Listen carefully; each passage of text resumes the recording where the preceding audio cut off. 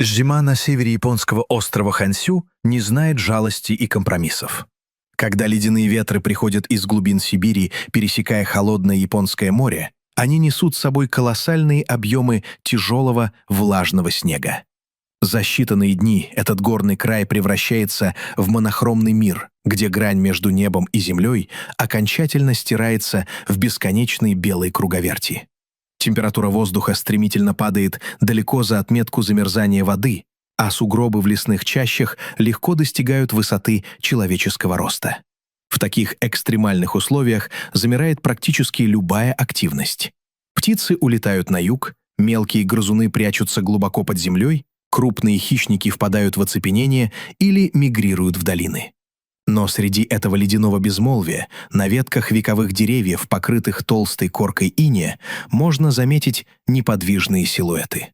Они сидят, тесно прижавшись друг к другу, словно живые изваяния, высеченные из серого камня. Кажется, что выжить в этом ледяном аду невозможно. Но вот один из силуэтов шевелится, стряхивая с плеч тяжелую снежную шапку.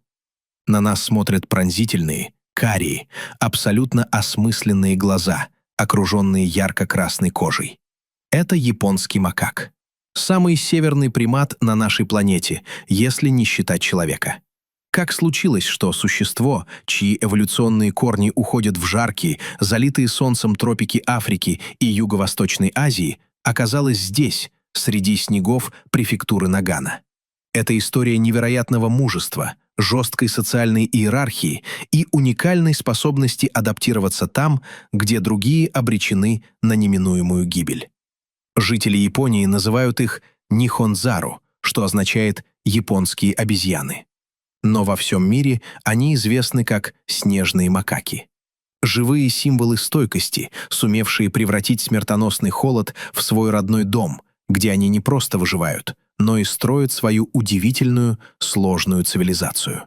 Если посмотреть на карту распространения приматов, Япония покажется аномалией. Большинство обезьян планеты живут в условиях, где температура никогда не опускается ниже нуля. Макаки Хансю бросили вызов этому правилу. Их присутствие здесь – результат тысяч лет эволюционного давления и тектонических изменений климата. Когда-то давно, в эпохе оледенений, предки этих обезьян пришли на японские острова по сухопутным мостам, соединявшим материк с архипелагом. Когда ледники отступили, а уровень океана поднялся, мосты исчезли, заперев животных в ловушке. Климат начал меняться, зимы становились все более суровыми, и у макак было только два пути – вымереть или измениться. Они выбрали второй путь. Каждое поколение отсекало слабых, оставляя лишь тех, чья шерсть была чуть гуще, а воля к жизни сильнее. Современные снежные макаки – это продукт жесточайшего естественного отбора. Их тела, их повадки, их социальная структура – все это заточено под одну единственную цель – пережить еще один день в ледяном плену. Когда смотришь в их глаза, понимаешь, что это не просто животные. Это настоящие триумфаторы эволюции, сумевшие переписать правила игры и подчинить себе стихию, которая должна была их уничтожить. Зимний пейзаж Хансю кажется безжизненным лишь на первый взгляд. На самом деле под толщей снега и среди обледенелых скал кипит скрытая напряженная борьба. Каждое движение макака зимой строго выверено. Они не тратят энергию попусту. Вы не увидите их бегающими или играющими в морозные дни, если в этом нет крайней необходимости. Они сидят, экономя каждую калорию, каждое мгновение тепла. Это стратегия пассивного сопротивления климату. Мороз пытается высосать из них жизнь, а они противопоставляют ему свое терпение и уникальную физиологию. Их серо-голубая шерсть идеально сливается с цветом зимнего леса, делая их почти невидимыми для редких хищников и помогая сохранять хрупкое тепло. Время здесь течет иначе. Оно словно замерзает вместе с водопадами, превращающимися в гигантские ледяные колонны. В этой тишине каждый звук разносится на километры. Хруст сломавшейся под тяжестью снега ветки, далекий крик птицы или глухое ворчание вожака стаи, проверяющего свои владения. Жизнь продолжается вопреки всему, и эта стойкость вызывает искреннее восхищение. Чтобы понять, как японские макаки выдерживают 30-градусные морозы и многодневные метели, необходимо детально изучить их анатомическое строение. Природа не стала изобретать принципиально новые органы, она просто довела до абсолютного совершенства те механизмы, которые уже имелись в арсенале приматов. Зимняя шерсть японского макака – это настоящий шедевр эволюционной инженерии, превосходящий по своим характеристикам большинство видов современной технологичной одежды для экстремального туризма. С наступлением осени, когда дни становятся короче, а в воздухе начинает ощущаться приближение прохлады, в организме обезьян запускаются глубокие гормональные процессы. Их мех начинает стремительно меняться, становясь невероятно густым, плотным и тяжелым. Зимний покров состоит из двух четко дифференцированных слоев, каждый из которых выполняет свою незаменимую функцию. Нижний слой представляет собой чрезвычайно мягкий, пушистый и густой подшерсток. Эти тонкие волоски переплетаются между собой, создавая бесчисленное количество микроскопических воздушных карманов. Этот слой задерживает нагретый телом воздух, формируя вокруг кожи надежную, почти герметичную тепловую прослойку. Верхний слой состоит из длинных, жестких и грубых осевых волос. Они выполняют роль защитного барьера, отталкивают влагу, не позволяя мокрому снегу проникать к подшерстку, и полностью блокируют ледяной ветер, который в горах Японии может быть поистине сокрушительным. Когда макак сворачивается в плотный клубок, пряча конечности под туловище, его мех работает эффективнее любого пуховика высшего класса. Если сравнить японского макака с его тропическими сородичами, например, с макаками-резусами или обитателями индийских джунглей, сразу бросаются в глаза серьезные морфологические различия. По законам биологии, животные, живущие в холодном климате, стремятся к уменьшению выступающих частей тела, чтобы минимизировать общую площадь теплоотдачи. Снежные макаки иллюстрируют этот закон идеально. Они выглядят приземистыми, плотными и коренастыми. У них практически отсутствуют длинные хвосты, которые так характерны для большинства других обезьян. Хвост японского макака – это короткий, скромный отросток, длина которого редко превышает 7-10 сантиметров. В условиях экстремального зимнего холода длинный, лишенный густого меха хвост стал бы огромной обузой, постоянным источником быстрой потери драгоценного тепла и легкой мишенью для смертоносного обморожения. Эволюция безжалостно отсекла все лишнее, что могло бы поставить под угрозу выживание вида. Точно так же обстоит дело и с ушными раковинами.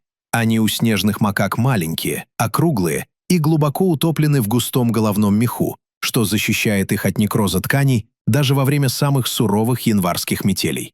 Каждая деталь их тела оптимизирована для сохранения внутренней энергии. Но самое поразительное скрыто внутри их организма, в работе сердечно-сосудистой системы.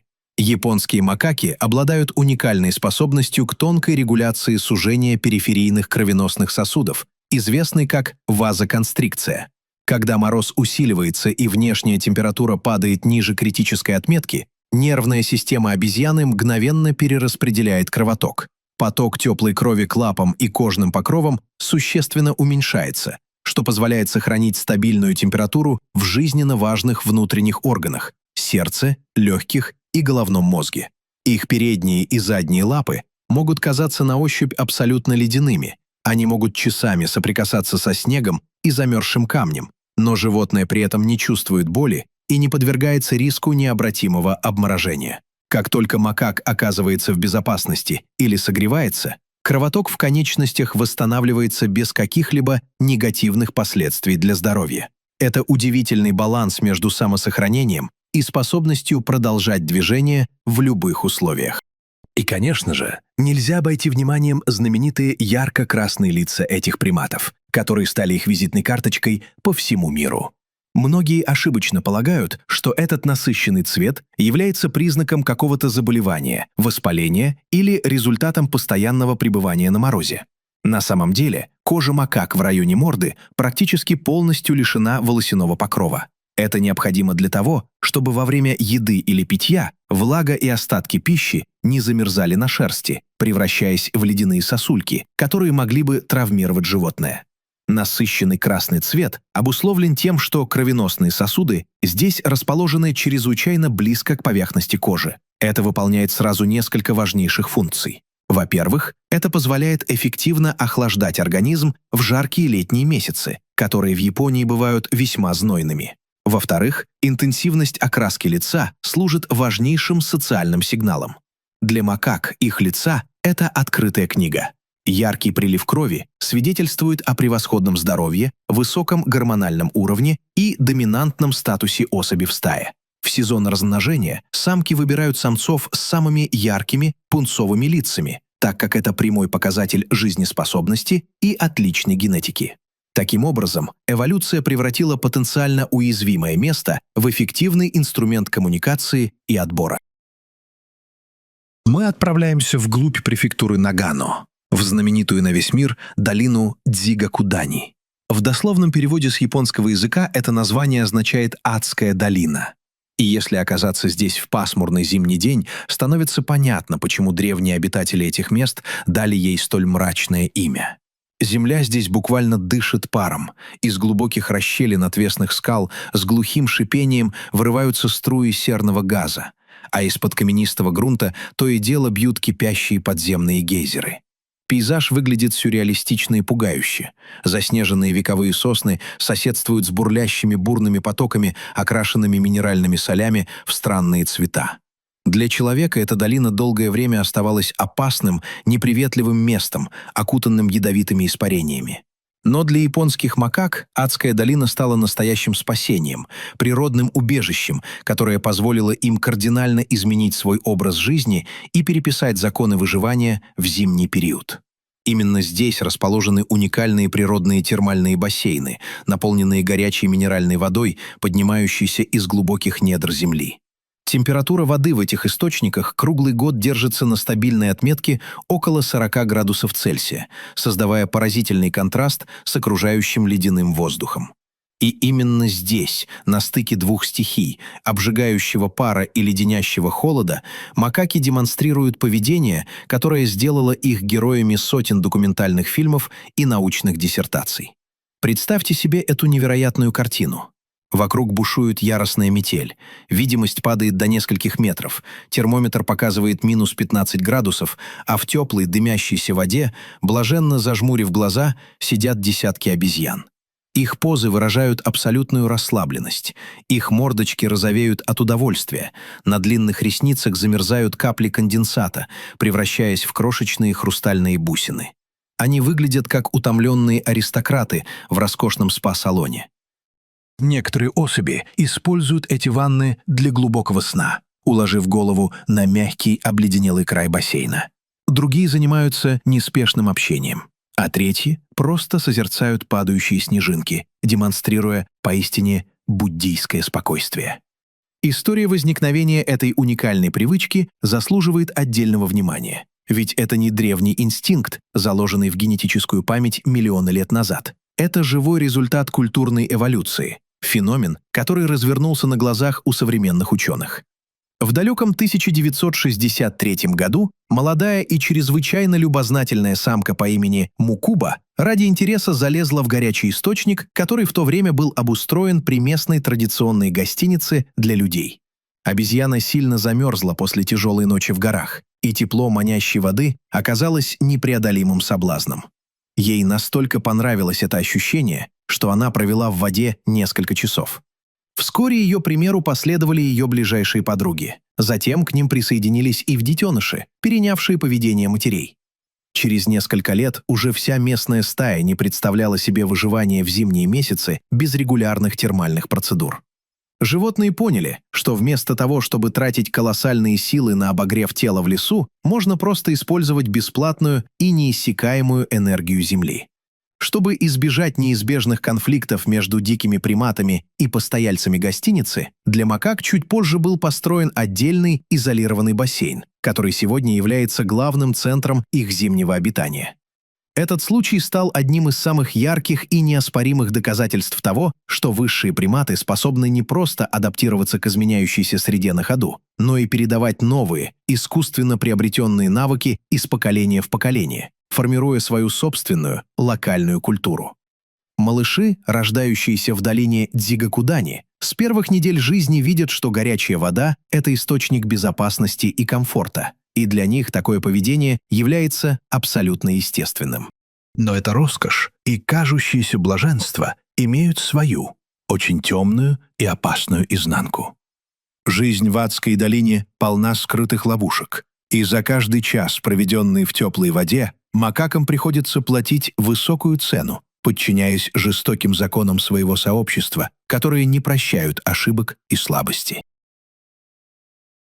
Глядя на идиллическую, расслабляющую картину купающихся в горячих источниках макак, неопытный наблюдатель может легко прийти к выводу, что в этой стае царит полное равенство, гармония и первобытный коммунизм. Кажется, что перед лицом смертельной опасности и сурового климата животные забыли о разногласиях и сплотились ради общего блага. Но это глубокое заблуждение. Социальный мир японских макак основан на строжайшей, порой абсолютно безжалостной иерархии, где каждая особь занимает свое четко определенное место. И зима с ее дефицитом ресурсов и суровыми условиями обостряет эти социальные неравенства до предела, превращая горячий бассейн в арену молчаливой, но жесткой политической борьбы. Места в теплой воде строго лимитированы, и они распределяются исключительно согласно табелю о рангах. Центр бассейна, где бьют самые горячие ключи и где обеспечивается максимальная защита от пронизывающего ветра, безраздельно занимает правящая элита. Альфа-самец, его приближенные субдоминантные самцы, а также высокоранговые самки со своим потомством. Эти привилегированные особи могут наслаждаться теплом часами, полностью игнорируя бушующую вокруг непогоду. Они защищены своим статусом, и никто не посмеет побеспокоить их покой. А что же происходит с теми, кому не повезло родиться в элитных семьях? Низкоранговые самцы, старые или больные особи, а также молодые сироты вынуждены ютиться на самом краю бассейна, где вода быстро остывает под воздействием льда и снега, или вовсе оставаться на обледенелых прибрежных камнях, дрожа от пронизывающего ветра. Если какой-нибудь отчаявшийся, замерзающий до костей макак из низшего сословия попытается без явного разрешения протиснуться в теплую зону или хотя бы опустить лапы в воду рядом с элитой, наказание последует незамедлительно и будет демонстративно жестоким. Ближайшая доминантная самка мгновенно оскалит зубы и издаст предупреждающее рычание. Если нарушитель не отступит, в дело вступает сам альфа-самец. Одним мощным, молниеносным рывком он хватает наглеца за шерсть и буквально выбрасывает его обратно на мороз, часто нанося болезненные укусы. В этом мире нет места жалости. Здесь правит право сильного, и иерархия соблюдается с абсолютной математической точностью. Низкоранговые особи покорно принимают свою долю, прекрасно понимая, что открытый бунт приведет к полному изгнанию из стаи, что в зимних условиях означает верную смерть. Однако даже для высшего общества макак пребывание в горячем источнике – это палка о двух концах, таящая в себе серьезную смертельную опасность. Пока твое тело погружено в 40-градусную воду, тебе тепло и комфортно. Но макаки не могут находиться в бассейне бесконечно. Рано или поздно им приходится покидать теплую зону, чтобы отправляться на поиски пищи, без которой организм просто не сможет поддерживать жизнедеятельность. И вот в этот момент начинается самый критический и опасный этап. Когда мокрая обезьяна выходит из бассейна на 15-градусный мороз, вода, оставшаяся на ее шерсти, под воздействием ледяного ветра, начинает моментально замерзать. Если макак не успеет быстро и эффективно обсохнуть или не найдет надежное укрытие от ветра, эта ледяная корка превратится в смертоносный панцирь, который начнет стремительно высасывать из тела остатки тепла. Физика безжалостна. Испарение и замерзание влаги требуют колоссальной энергии, и обмокшее животное может погибнуть от гипотермии всего за несколько десятков минут, если совершит ошибку. Чтобы минимизировать этот колоссальный риск, макаки за тысячи лет выработали сложную, высокоэффективную систему коллективной безопасности и распределения обязанностей. Пока одна часть высокоранговой семьи наслаждается теплом в источнике, другие члены клана, остающиеся сухими, караулят на берегу. Они выполняют роль часовых и добытчиков. Они внимательно следят за окрестностями, выискивают остатки пищи и готовы прийти на помощь своим купающимся родственникам. Через определенное время происходит контролируемая смена караула. Сухие обезьяны заходят в воду согреться, а те, кто уже согрелся, выходят наружу. Кроме того, макаки активно используют уникальную стратегию коллективного обогрева, известную как тепловой ком. При выходе из воды несколько особей плотно прижимаются друг к другу, формируя единый монолитный живой ковер из шерсти и тел. Внутри этого конгломерата температура воздуха может быть на 20-25 градусов выше, чем снаружи. Они согревают друг друга взаимным дыханием и теплом сердец, не позволяя влаге превратиться в лед на коже. Это пример потрясающей координации, где социальные связи напрямую конвертируются в шансы на выживание. Зима для японских макак — это период затяжного, изнурительного и великого голода. Все те блага и изобилие, которыми природа одаривала их в теплое время года, остаются в далеком и почти забытом прошлом. Летом и осенью их рацион был невероятно богат и разнообразен. Они лакомились сочными зелеными листьями, спелыми лесными ягодами, дикой хурмой, сладкими плодами каштанов, а также получали огромное количество легкого белка, охотясь на многочисленных насекомых, птичьи яйца и мелких ящериц. Осенью макаки активно нагуливают жир, съедая все, что попадается на пути, ведь их организм прекрасно знает, впереди долгие месяцы абсолютного дефицита. И вот теперь, когда земля укрыта плотным метровым слоем слежавшегося снега, а ветви деревьев превратились в безжизненные ледяные прутья, добыча пропитания становится сложнейшей математической и физической задачей, где на кону стоит жизнь. Каждое поисковое движение должно быть оправдано, ведь если потратить на поиски еды больше энергии, чем принесет сама еда, животное начнет стремительно истощаться. Основным, а порой и единственным доступным источником калорий для японских макак в разгар зимы становится древесная кора. Это пища, которую трудно назвать привлекательной или вкусной, но именно она спасает тысячи жизней. Своими мощными крепкими зубами и острыми резцами макаки методично счищают жесткий грубый верхний слой с ветвей березы, дикой сосны, кедра и дуба. Их цель – добраться до мягкого, сочного и тонкого внутреннего слоя, который называется камбием. Это живая ткань дерева, по которой весной пойдут питательные соки. В камбии содержится небольшое количество сахаров, крахмала и влаги. Это пища, практически лишенная явного вкуса, невероятно жесткая и крайне бедная питательными веществами. Чтобы переварить тонны этой грубой клетчатки, организму макака требуется колоссальное количество времени и внутренней энергии. Их желудочно-кишечный тракт претерпел серьезные эволюционные изменения. В их кишечнике живут особые колонии симбиотических бактерий, способных расщеплять целлюлозу и запускать процесс ферментации. Этот процесс идет очень медленно, поэтому зимой макаки часто часами сидят неподвижно не только ради экономии тепла, но и потому, что их организм занят тяжелейшей внутренней работой по перевариванию древесины. Когда коры на близлежащих деревьях начинает не хватать или стае требуется разнообразие, макаки превращаются в настоящих археологов зимнего леса. Используя свои сильные мускулистые лапы и невероятно чувствительные пальцы, они начинают раскапывать глубокий снег. Они способны прорывать настоящие траншеи в сугробах, ориентируясь на свою память и тонкое обоняние. Их цель под снегом – опавшие осенью желуди, лесные орехи, буковые орешки или замерзшие сухие корни многолетних растений.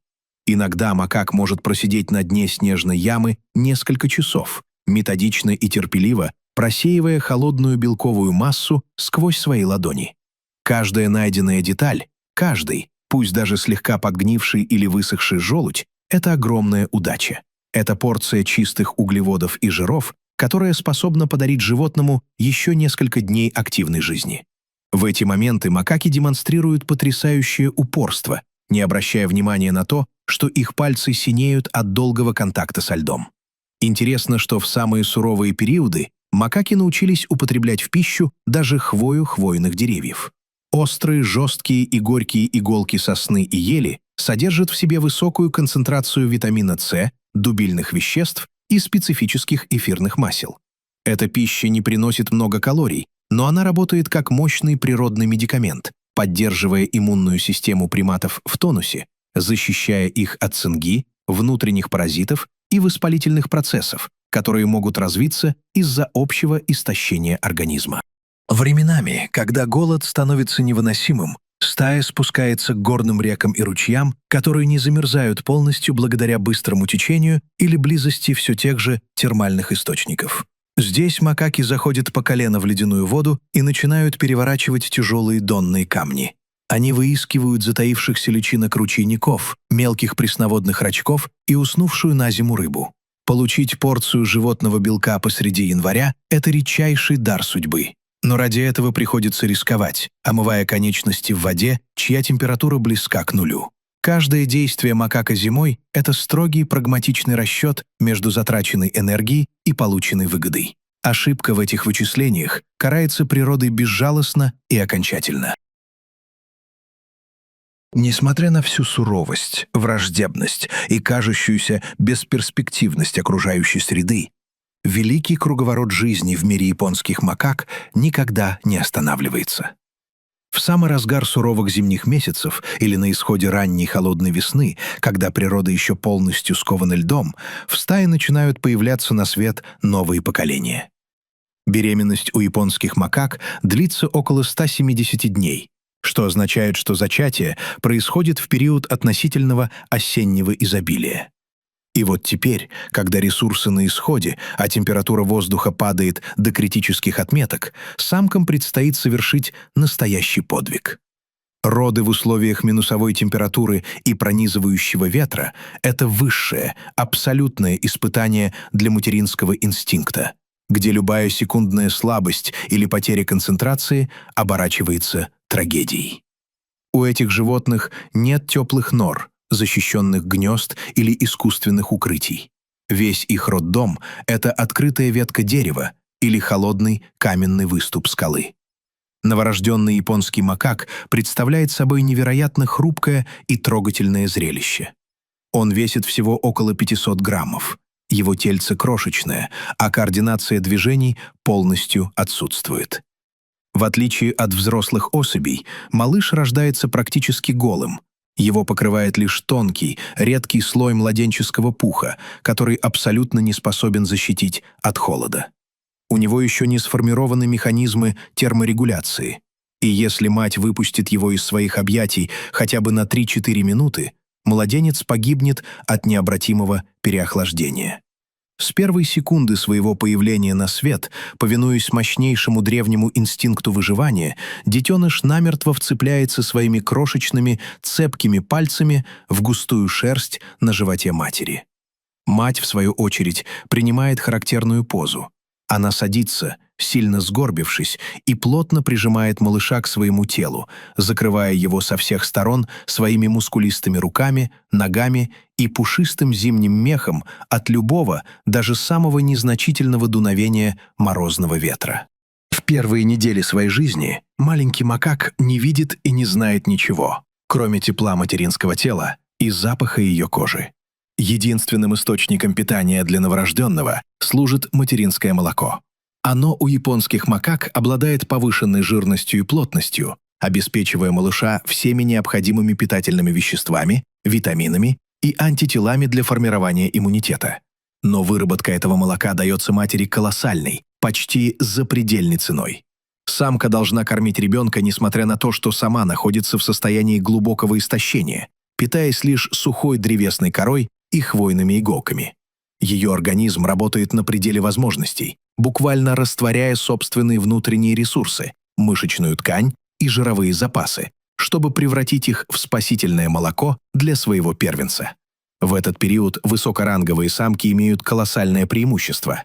Доступ к теплым источникам и лучшей еде позволяет им сохранять больше сил, в то время как матери из низших слоев общества часто балансируют на грани жизни и смерти, отдавая последнее своему ребенку.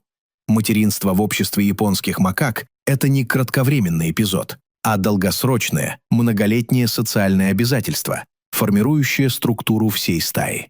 Связь между матерью и ее ребенком сохраняется на протяжении всей жизни, особенно если рождается самка. Дочери практически никогда не покидают свою родную семью, оставаясь внутри материнского клана и наследуя социальный статус своей матери со всеми его привилегиями или ограничениями. Если мать занимает доминантное положение, ее детеныш с первых месяцев жизни привыкает к уважению со стороны окружающих, получает беспрепятственный доступ к лучшим ресурсам и самым теплым местам у водоема. Если же мать находится внизу социальной лестницы, малышу придется с самого детства терпеть лишения, уступать дорогу и учиться подчиняться. Зимой смертность среди первогодков в дикой природе пугающе высока, и в неблагоприятные годы может достигать 50%. Не у всех молодых неопытных самок хватает навыков и физических сил, чтобы уберечь первенца от ледяного дыхания гор. Но те крошечные макаки, которые умудряются выжить в эти первые, самые страшные месяцы своей жизни, получают невероятную закалку. Их организм становится практически неуязвимым к любым капризам погоды, формируя тот самый железный характер, который позволит им в будущем стать новыми хозяевами этой суровой снежной империи.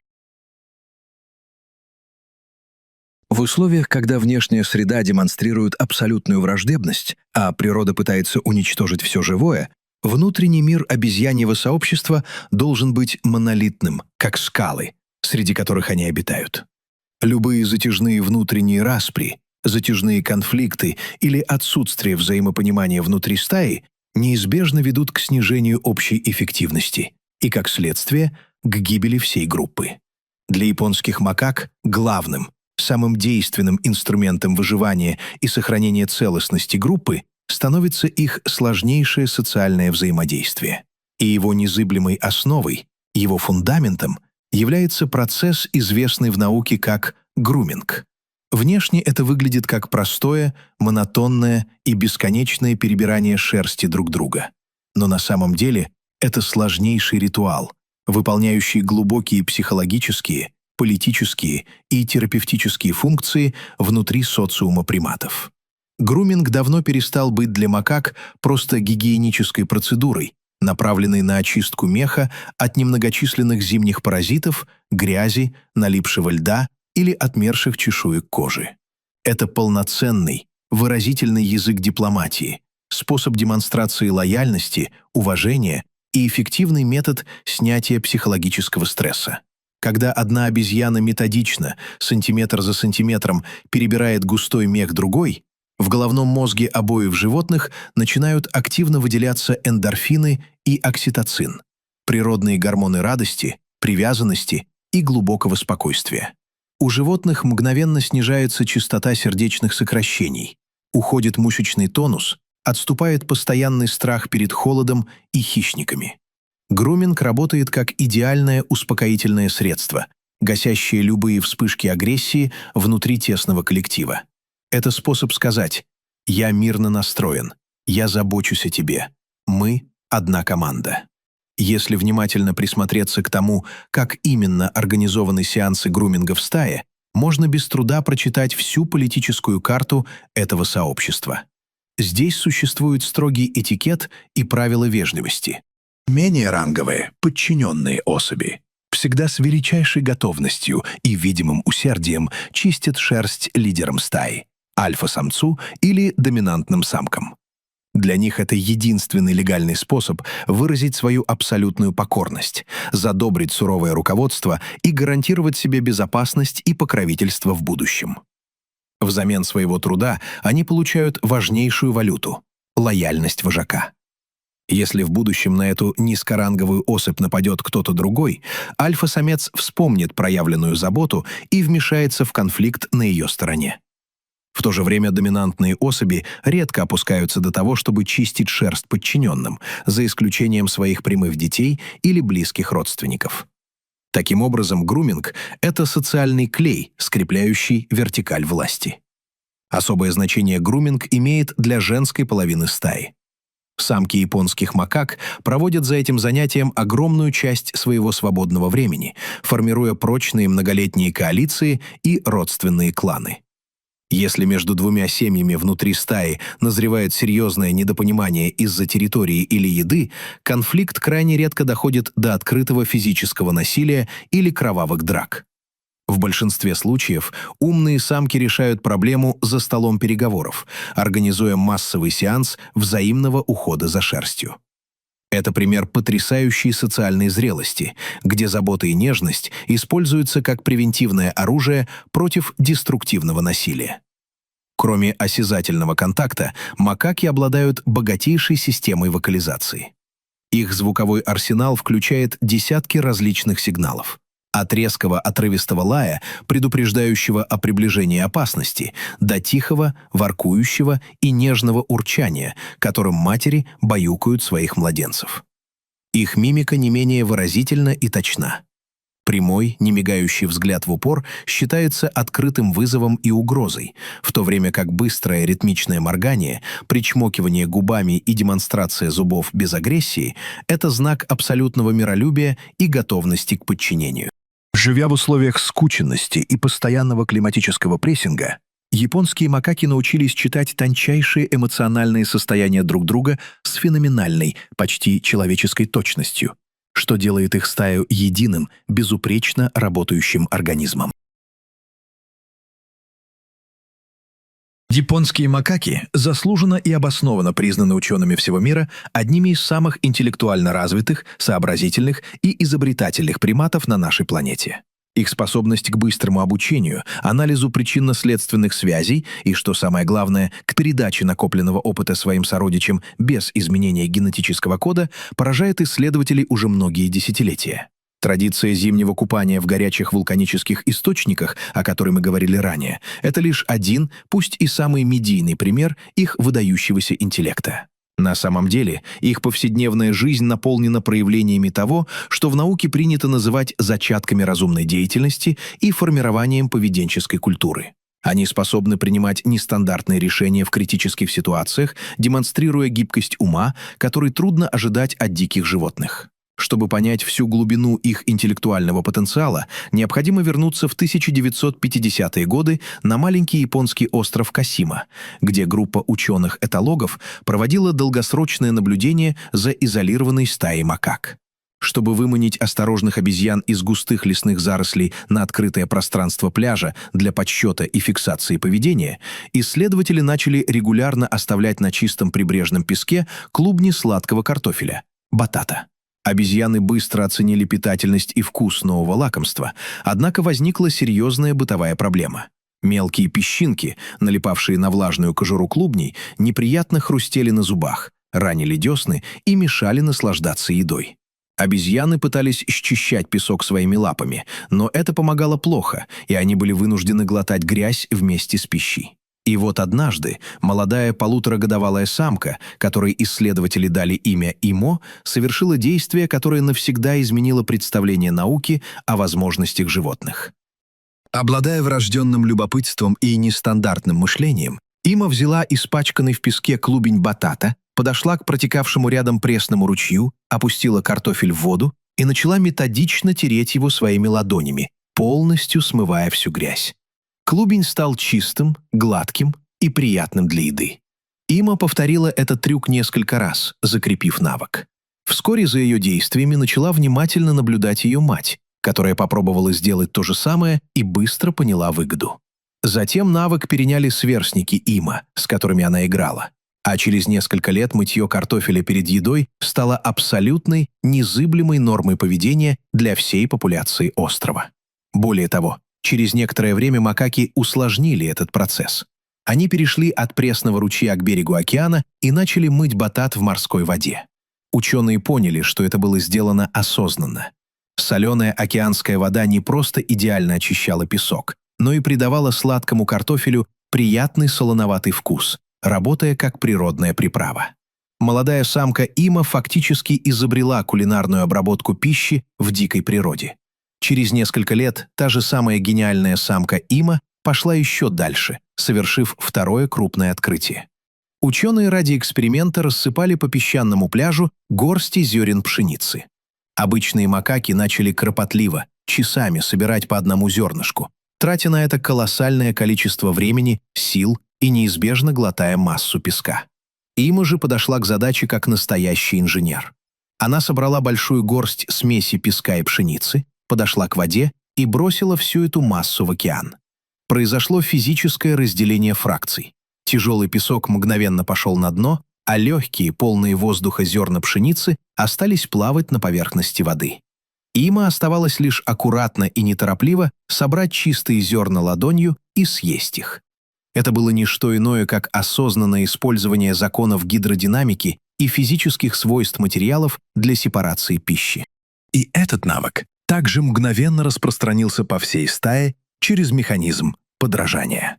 Эти фундаментальные наблюдения произвели настоящую революцию в мировой биологии и антропологии. До этого момента считалось, что понятия культура, традиция и передача некогнитивного опыта являются эксклюзивной, монопольной собственностью человеческого вида. Японские макаки наглядно доказали, что высшие животные способны совершать индивидуальные интеллектуальные открытия, закреплять их в своем повседневном поведении и транслировать эти знания сквозь поколения без каких-либо генетических мутаций. Они способны аккумулировать знания. В разных регионах Японии разные стаи макак обладают своими уникальными привычками. Одни умеют лепить снежки и катать их ради забавы, другие научились использовать камни как инструменты для раскалывания орехов. Третьи в совершенстве освоили купание в онсенах. Это чистый, незамутненный триумф развитого разума над суровыми жизненными обстоятельствами. Ни одна зима на нашей планете, какой бы бесконечной, лютой и безнадежной она ни казалась, не способна длиться вечно. Наступает предсказуемый и долгожданный момент, когда ледяная жестокая хватка севера начинает медленно, но необратимо ослабевать. Солнце с каждым днем поднимается все выше и выше над заснеженными вершинами гор префектуры Нагано. Его яркие лучи уже не просто светят, слепя глаза, но и начинают дарить первое, робкое, настоящее тепло.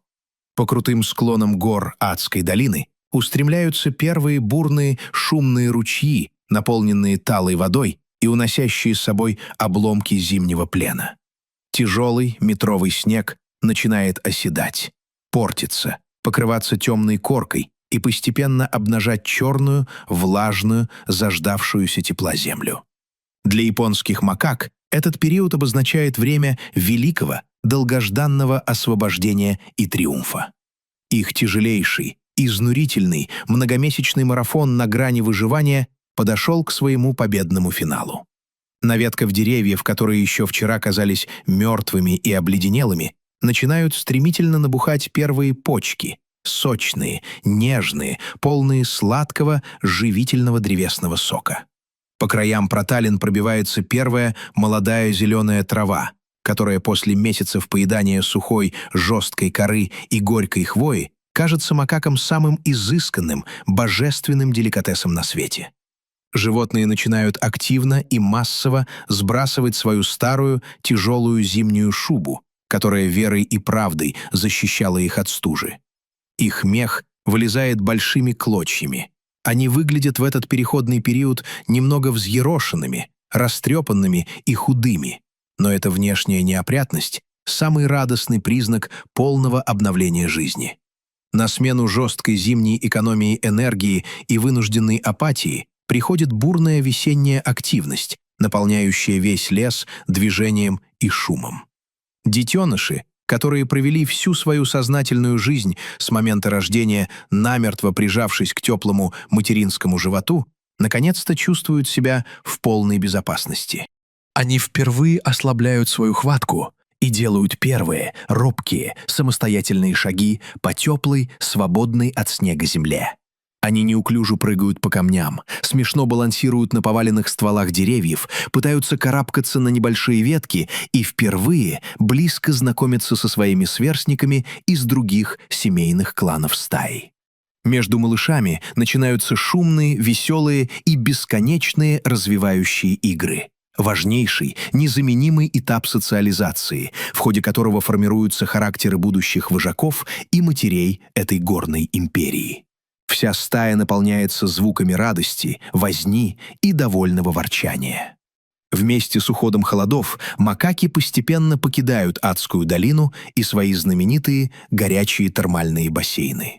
Теперь, когда весенний лес начинает стремительно наполняться разнообразной, калорийной и легкой пищей, им больше нет никакой необходимости проводить целые дни в дымящейся воде, рискуя замерзнуть на выходе.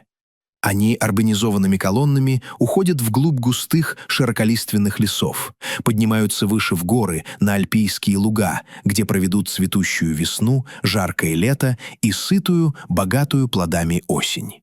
Они будут пировать, воспитывать новое потомство, завязывать новые политические союзы внутри стаи и планомерно, спокойно готовиться к следующей, неизбежной битве с зимней стужей. Они выстояли и победили в очередной раз. Без использования огня, без создания искусственной одежды, без строительства постоянных обогреваемых жилищ. Они сделали это исключительно благодаря совершенству своего биологического тела, гибкости своего развитого ума и нерушимому монолитному единству своей стаи. Японские макаки остаются истинными, полноправными и гордыми хозяевами этой суровой земли. Живым и неопровержимым доказательством того, что жизнь способна преодолеть и победить даже самый глубокий и мертвый лед.